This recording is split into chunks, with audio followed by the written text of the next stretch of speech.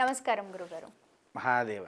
గురుగారు, దేవి ఖడ్గమాల ప్రతి ఒక్కరు వినే ఉంటారు. ఎందుకంటే అందులో అమ్మవారి ప్రతి ఒక్క నామం కూడా ఎంతో పవర్ఫుల్గా ఉచ్చారణ చేయాల్సిన అవసరం ఉంటుంది.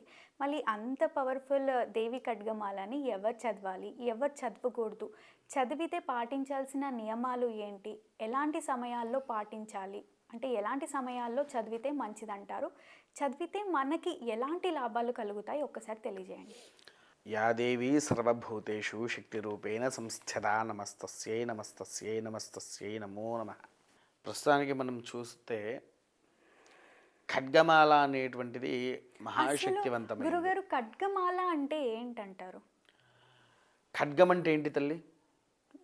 వెపన్. వెపన్. వెపన్ ఏం చేస్తుంది? శత్రు సంహరణ. విన్నారా? అలా ఖడ్గానికి సమర్పించే యొక్క అధిష్టాన రూపమాల అనేటువంటిది.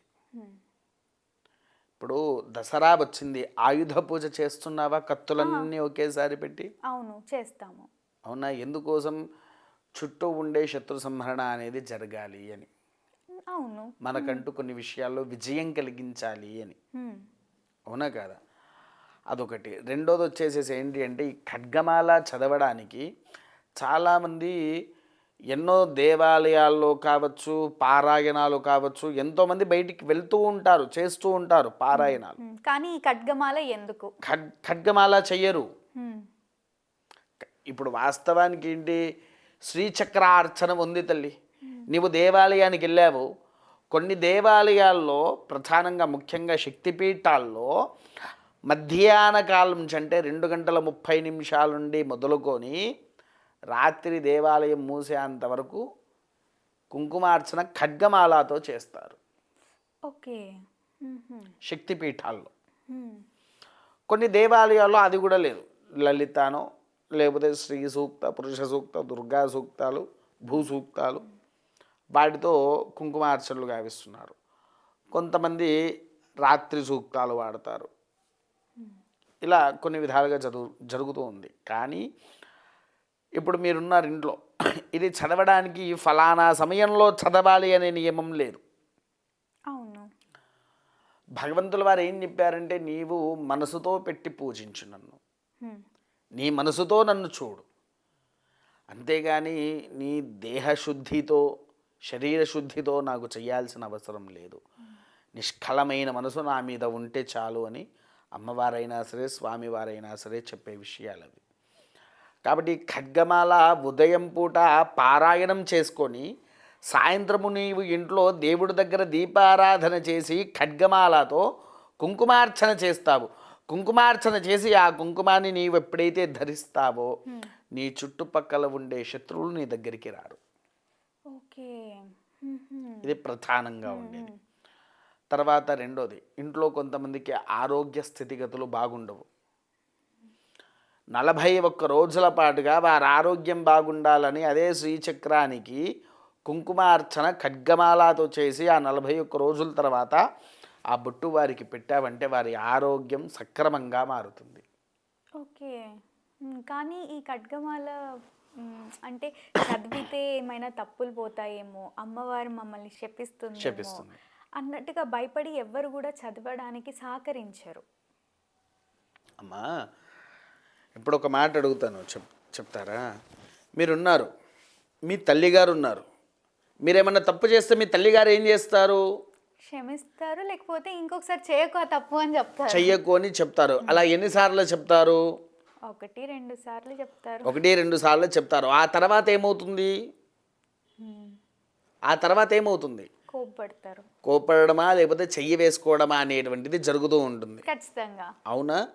ఇక్కడ కూడా ఏంటి అని అంటే, మొట్టమొదటిగా నీవు నేర్చుకునేటప్పుడు మొదలుగా నువ్వేంటి ఖడ్గమాల చదవాలి అనుకుంటే పుస్తకం తీసుకొని అక్షర భేదాల తప్పులు రాకుండా నీవు చూసుకోవాలి. ఓకే. అది ప్రధానంగా ఉండేది.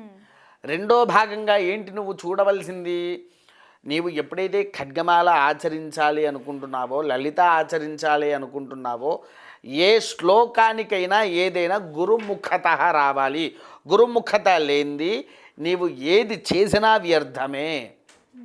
ఇప్పుడు నువ్వు ఉన్నావు తల్లి, ఇప్పుడు నువ్వు ఈ స్టూడియోలో ఏం చేస్తున్నావు? యాంకరింగ్. యాంకరింగ్ నీ సొంతంగా వచ్చిందా నీకు యాంకరింగ్? లేదు, నేర్పిస్తేనో లేకపోతే నేర్చుకుంటేనో వస్తుంది. ఒకరు వచ్చి నీకు ఈ విధంగా ఉండాలి, ఈ విధంగా మాట్లాడాలి, ఈ విధంగా కూర్చోవాలి, ఇలా మాట్లాడితేనే జనాల్లోకి ఇది వెళ్తుంది అని చెప్పేసి అన్నట్టుగా ఒక యాంకర్ని తయారు చేస్తారు. అవునా? నిన్ను తయారు చేయడానికి నీ గురువు ఎంత కృషి చేస్తాడు? తప్పులు పోయినా ఏం పర్లేదు, మళ్ళీ మళ్ళీ మళ్ళీ అని నేర్పిస్తూ ఉంటారు. అవును. అలా మొదలు నీవు ఖడ్గమాల నేర్చుకోవాలి అనుకున్నప్పుడు ఒక గురువుని ఎంచుకొని ఆయన దగ్గరికి వెళ్ళి నేర్చుకోవడం మొదలుపెట్టు. లేదా నీకు అలా కూడా కాదు అని అంటే ఇప్పుడు ప్రస్తుత జనరేషన్లో సోషల్ మీడియా అనేది ఉంది, యూట్యూబ్. ఖడ్గమాల అని కొట్టుకుంటే వచ్చేస్తుంది. అవును. అది వినుకుంటూ పుస్తకం ముందు పెట్టుకో. అక్షరభేదం ఎక్కడ ఉంది, అక్షరభేదం ఎక్కడ రావట్లేదు, నీకు ఎక్కడ ఒత్తులు కూడా తప్పు లేకుండా క్షుణ్ణంగా దాన్ని నీవు చదివినప్పుడు సంపూర్ణ అనుగ్రహం అనేటువంటిది నీవు పొందగలుగుతావు. ఓకే, అర్థమైందా తల్లి? అలా నీవు ఎప్పుడైతే ఆచరిస్తావో ఆ ఖడ్గమాల అనుగ్రహము నీకు ఎటువంటి నష్టాన్ని కూడా చెయ్యకుండా ఒక లాభం అనేది ఇస్తుంది. అందుకోసమే బీజాక్షరాలు అమ్మవారిది. ఇప్పుడు లలితా సహస్రనామం ఉంది, లలితా సహస్రనామంలో ప్రతి ఒక్క వాక్యంలో కూడా బీజాక్షరం ఉంది. అసలు ఈ ఖడ్గమాల ఎవరి కోసం అంటారు? అంటే ఎలాంటి కష్టం వచ్చినప్పుడు అసలు ఈ చదవాలి? ఖడ్గమాల అనేది దుర్గాదేవిది తల్లి. ఖడ్గమాల అనేది దుర్గాదేవి తన హస్తంలో ఉండే ఖడ్గానికి చేసేటువంటిది. ఓకే. దుర్గాదేవి ఎన్నో శత్రువులను తీసివేసింది. కానీ వాస్తవానికి ఏంటి, మనకు శాస్త్రాల్లో కావచ్చు, పురాణాల్లో కావచ్చు, కొన్ని విషయాలలో పార్వతీదేవి దుర్గావతారంలో సంహరించిందని శరన్నవరాత్రులు చాలా గొప్పగా చేస్తూ ఉన్నాము. కానీ మీరు చండీ సప్తశతి హవనం ఆచరించినప్పుడు చూడండి, మొదటి 3 అధ్యాయాలు నీకు పార్వతీదేవి కాళీదేవి సంహరించినట్టు చూపిస్తారు. కానీ మిగిలిన మొత్తం అన్ని అధ్యాయాల్లో సరస్వతీదేవి ఎక్కువ శత్రు సంహారణ చేసింది. ఓకే. చాలామంది రాక్షసులను సరస్వతీదేవి సంహరించింది. మనమందరం సరస్వతీదేవి చదువుల తల్లి అని భావిస్తూ ఉంటాము. కానీ కొన్ని విశేషానుకృతంలో సరస్వతీదేవి పార్వతీదేవి ఏకపత్యంగా గావించి దుష్ట సంహారం చేసుకుంటూ వచ్చారు. ఓకే. అలా ఆ సంహరణ చేసేటప్పుడే ఉద్భవించిందే ఈ ఖడ్గమాల. ఖడ్గమాల ఎవరైనా చదవచ్చు అంటారా గురుగారు? ఎవరైనా చదవవచ్చు. ఎటువంటి ఏంటి అని అంటే తప్పులు లేకుండా ఇంకో గురువుని ఎంచుకొని వారి దగ్గరికి వెళ్ళి నీవు ఎప్పుడైతే ఖడ్గమాల ఆచరిస్తావో, ఎప్పుడైతే ఈ ఖడ్గమాల నీవు చదువుతావో, నీకు అమోఘమైనటువంటి ఫలితాన్ని నీ కుటుంబము అనుభవిస్తుంది తల్లి. తప్పకుండా గురుగారు. ఖడ్గమాల యొక్క విశిష్టత గురించి మన ప్రేక్షకుల కోసం ఎంతో చక్కగా తెలియజేసినందుకు ధన్యవాదాలు. మహాదేవ. చూశారు కదా, మా వీడియో తప్పకుండా మీకు నచ్చిందని అనుకుంటున్నాను. అలా అయితే లైక్ చేయండి, షేర్ చేయండి. మరిన్ని ఇలాంటి ఇంట్రెస్టింగ్ వీడియోస్ కోసం మా ఛానల్ని సబ్స్క్రైబ్ చేసుకోండి. గురువుగారిని కలవాలి అనుకునే వాళ్ళు వీడియోలో స్క్రోల్ అవుతున్న నెంబర్ని కాంటాక్ట్ అవ్వచ్చు. ధన్యవాదాలు.